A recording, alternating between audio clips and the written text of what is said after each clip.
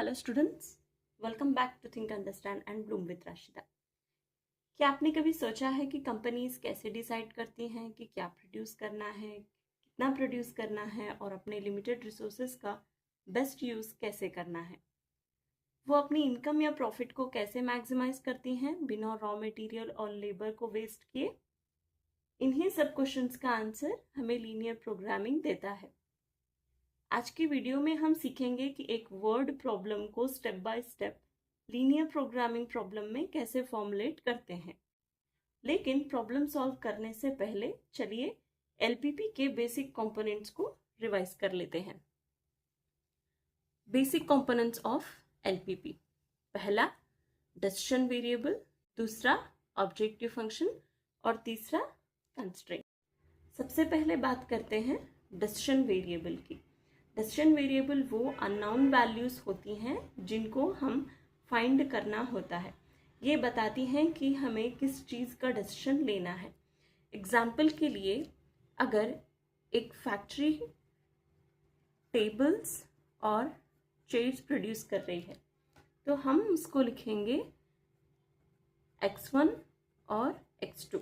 इसका मतलब number of products produced by x1 मतलब टेबल्स, और कितने चेयर्स प्रोड्यूस हो रहे हैं x2। नेक्स्ट है ऑब्जेक्टिव फंक्शन। अब बात करते हैं ऑब्जेक्टिव फंक्शन की। ऑब्जेक्टिव फंक्शन बताता है कि हमें क्या अचीव करना है। जनरली एलपीपी में दो ऑब्जेक्टिव्स होते हैं: प्रॉफिट या इनकम को मैक्सिमाइज करना, कॉस्ट या टाइम को मिनिमाइज करना। ऑब्जेक्टिव फंक्शन हमेशा मैक्सिमाइज z या मिनिमम z के फॉर्म में लिखा जाता है। ऑब्जेक्टिव फंक्शन z को रिप्रेजेंट करता है। ये अलजेब्रिक कन्वीनियंस के लिए जैसे variables x and y use होते हैं, और ये इनपुट वेरिएबल्स है, इसको डिसीजन वेरिएबल्स भी कहते हैं, और z आउटपुट वेरिएबल, उसको मैक्सिमाइज और मिनिमाइज भी कर सकते हैं। तो इसको हम लिखेंगे maximize z is equals to x1 plus x2। अब बात करते हैं कंस्ट्रेंट्स की। कंस्ट्रेंट्स का मतलब होता है लिमिटेशंस या रेस्ट्रिक्शंस, जैसे limited raw material, limited labour, limited machine hours और लिमिटेड बजट। ये सब कंस्ट्रेंट्स के एक एग्जाम्पल हैं। कंस्ट्रेंट्स को जनरली 3 सिंबल्स में रिप्रेजेंट किया जाता है। पहला है लेस देन और इक्वल्स टू, क्योंकि अवेलेबल रिसोर्स को दी हुई लिमिट से ज़्यादा यूज़ नहीं कर सकते। मतलब मान लीजिए किसी कंपनी के लेबर यूज़ 100 आवर्स से ज़्यादा नहीं होने चाहिए, तो इसको हम लिखेंगे x1 plus x2। Less than और इक्वल्स टू मैक्सिमाइजेशन को रिप्रेजेंट करता है, तो इसके लिए लिखेंगे हम लेस देन और is equals to 100 labour hours. Next है ग्रेटर देन और इक्वल्स टू। ये जनरली मिनिमाइजेशन प्रॉब्लम में यूज होता है, जब मिनिमम रिक्वायरमेंट को सेटिस्फाई करना ज़रूरी होता है। मतलब प्रोडक्शन कम से कम 50 यूनिट्स होना चाहिए। जब हम लिखेंगे x1 plus x2 greater than और इज इक्वल्स टू 50, मतलब 50 यूनिट्स ग्रेटर देन और is equals to minimization problem को रिप्रेजेंट करता है। नेक्स्ट है इज इक्वल्स टू। ये तब यूज होता है जब वैल्यू एग्जैक्टली उतनी ही होनी चाहिए, मतलब प्रोडक्शन एग्जैक्टली 100 यूनिट्स होना चाहिए। जब हम लिखेंगे x1 plus x2 is equals to 100, यानी 100 यूनिट्स। इन सभी कंपोनेंट्स को कंबाइन करके हम मैथमेटिकल मॉडल बनाते हैं।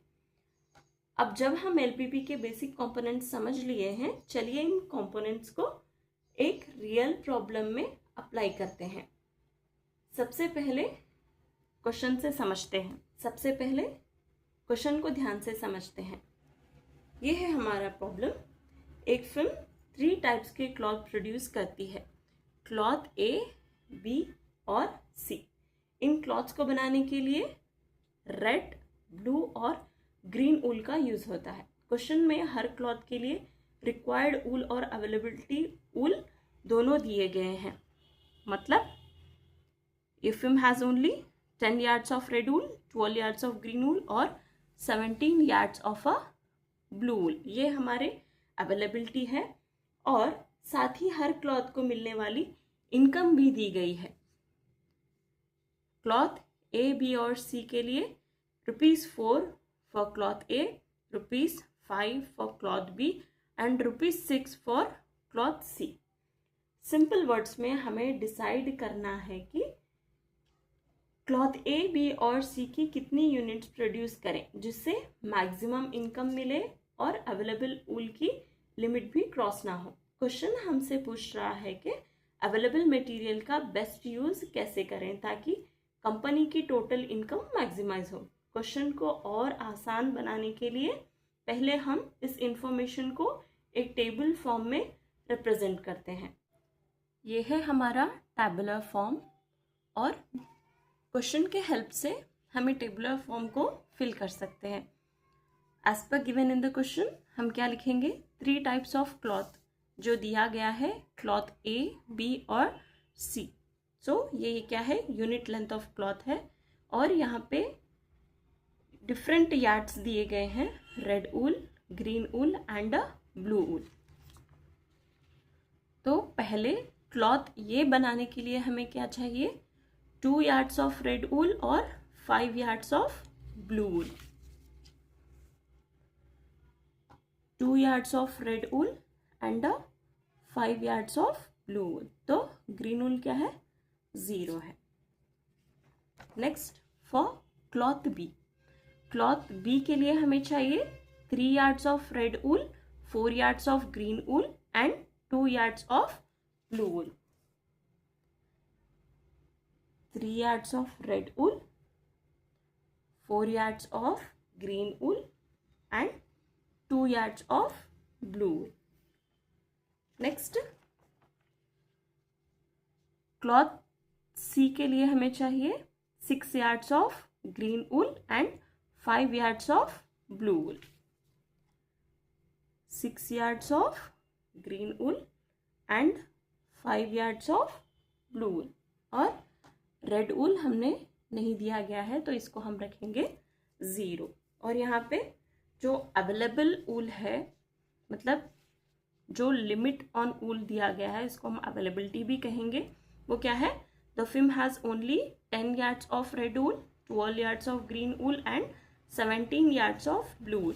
तो हम यहाँ पे लिखेंगे availability 10 yards of red wool, 12 yards of green wool और 17 yards ऑफ ब्लू वूल। और क्वेश्चन में हमें इनकम भी दी गई है, वो क्या है, income obtained from 1 unit of cloth A, B और सी। क्लॉथ ए के लिए ₹4, क्लॉथ बी के लिए ₹5 और क्लॉथ सी के लिए ₹6। तो क्वेश्चन के हेल्प से हमने ये टेबुलर फॉर्म फिल कर लिया है जो हमें हेल्प करेगा हमारे नेक्स्ट स्टेप डिसीजन वेरिएबल्स को समझने में और ऑब्जेक्टिव फंक्शन फ्रेम करने में और कंस्ट्रेंट्स बनाने में और फाइनली एलपीपी मॉडल बनाने में हमें ये हेल्प करेगा। तो चलिए चलते हैं नेक्स्ट स्टेप डिसीजन वेरिएबल्स में। डिसीजन वेरिएबल्स वो है यहाँ पे क्लॉथ ए, बी और सी है, इसको हम लिखेंगे x1, x2 और x3 में। पहला डिसीजन वेरिएबल हम लिखेंगे let x1 is equals to, तो as per the question cloth A, B और सी के डिसीजन वेरिएबल्स हम लिखेंगे x1, x2 और x3 और ये आके पूरे पॉजिटिव हैं, these are all x1, x2, x3 और ग्रेटर देन और इक्वल्स टू। इट मीन ये इसका मतलब है कि ये नॉन नेगेटिव है। डिसीजन वेरिएबल्स को डिफाइन करने के बाद हम नेक्स्ट स्टेप पे चलते हैं जो है ऑब्जेक्टिव फंक्शन को डिफाइन करना। क्वेश्चन में इनकम दी गई है, income obtained from 1 unit length of cloth A, B और सी आर ₹4, 5 एंड 6। उसको हमने यहाँ पे टेबुलर फॉर्म में भी लिखा है 4, 5 और 6। तो हमारा ऑब्जेक्टिव इनकम को मैक्सिमाइज करना है। Come from each unit length cloth A ₹4, cloth B ₹5 and cloth C is ₹6। इसको हम लिखेंगे maximize z is equals to 4x1 plus 5x2 plus 6x3। हमारा नेक्स्ट स्टेप है कंस्ट्रेंट्स।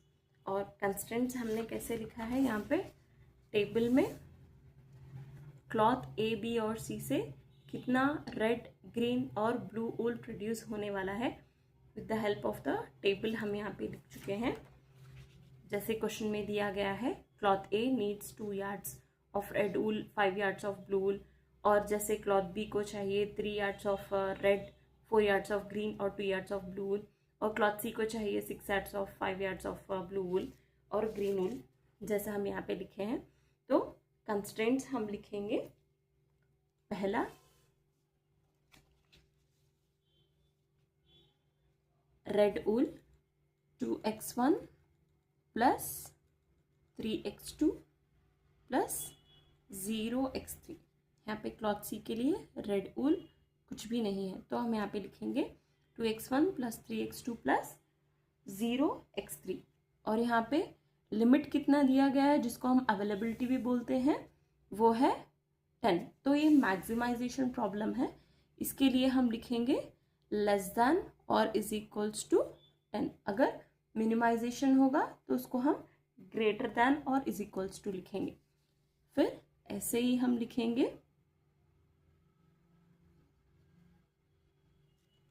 ग्रीन वूल और blue, 0 into x1 4x2 और 6x3 less than और is equals to 12।